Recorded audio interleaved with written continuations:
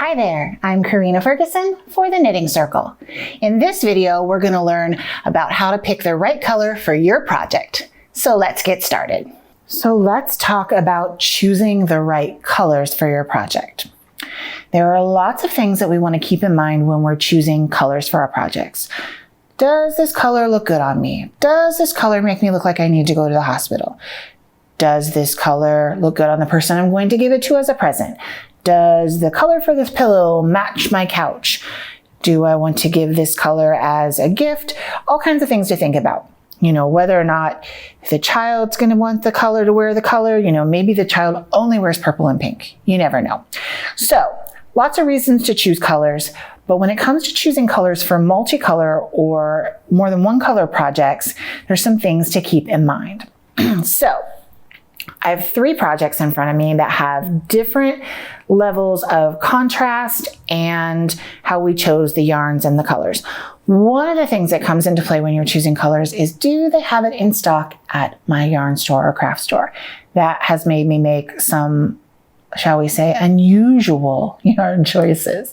But here, I'm going to move this nonsense out of the way. This is the Nepeta hat.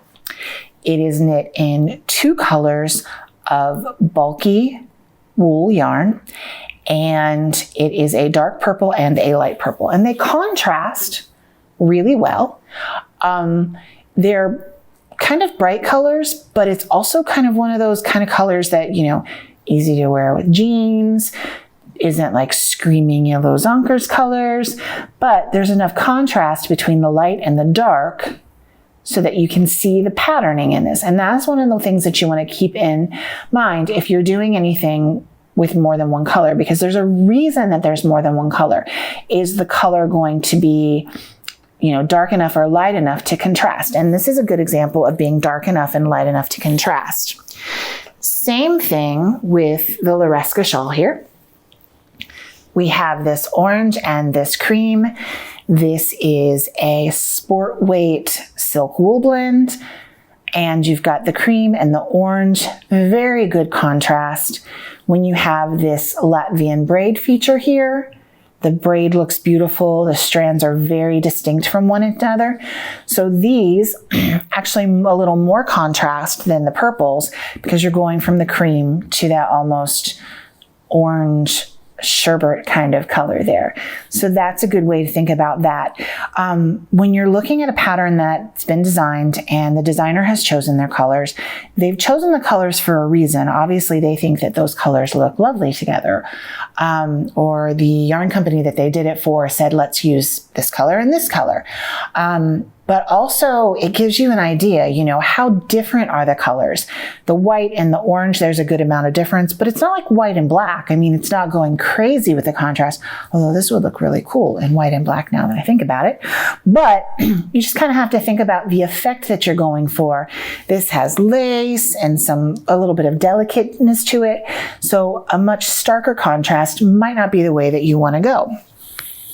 When we're looking at the Cadmus cowl, there's actually very little contrast between the 3 colors, and you may not see it right away when you're looking at it, the 3 colors that are used in this. It starts with, and I always call it vanilla, orange, dreamsicle, and strawberry, because it just feels like an ice cream shell to me, or ice cream cowlet. It's actually a cowlet, but the colors fade nicely from one to the other. So these were chosen with you keep in mind, and you can see kind of in the stitching here how we move from the creamy almond color into this orangish color. And we have rows where we're doing different colors, but they blend nicely. There's no like stark line. It's kind of like hair color blending. And then down here again, when we go from the orange to the pink, we do it over a matter of rows, things blend in nicely, and then at the bottom, you're in all pink. And when you look at the tassel on the Cadmus, you can see how, from a distance, you might not even know there's 3 colors in the tassel. But when you look at it close up, you can see. One of the things that you want to keep in mind with something like this Cadmus cowlet is what color is going to be closer to your face. For example, This has this almond and vanilla color here, and then it ends with the pink color. Obviously, you wouldn't want to go straight from the vanilla to the strawberry, but maybe you or the person that you're knitting this for is going to look way better with all the strawberry up near their face. So that's another thing to keep in mind when you're choosing colors. And then the last example I want to show you is my Carnival cowl. And this is knit in stripes. It's 2 different yarns. Everything else that I've showed you over here has been the same exact yarn. It's all the same yarn, same brand. It just happens to be different colors in those brands. This is actually 2 different brands. And the wool silk blend, and then we have a silk mohair blend.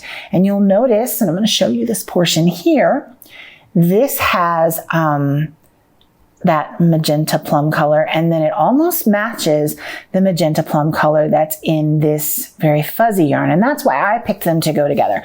Normally you might not say, oh, lime green and plum. You could disagree with me. I'm the designer though. So I said, oh, I really like the way these bright, and the reason it's called Carnival is because it kind of reminds me of Mardi Gras a little bit. I liked the way these bright colors went together, and I felt like because we had the plummy magenta color here and the plummy magenta color there, it went very nicely together. And when you come to picking colors in different yarn families or different yarn brands, it's a little bit more complicated because you're not looking at like the same kind of fabric and everything. But a lot of times that can work out very nicely because with this fuzzy yarn here, it almost kind of softens how bright that plum magenta color is. So that's another thing to keep in mind, is that you can make crazy color combinations and you can just kind of look and say, oh, this goes with this because, and you can make up any reason you think they go together because it's your knitting. The bottom line, I think, when it comes to picking colors is obviously you want to pick something that suits you, but the most important thing, pick something that makes you happy. Thank you so much for joining me to learn about picking colors for your projects. Check out our website for more great videos.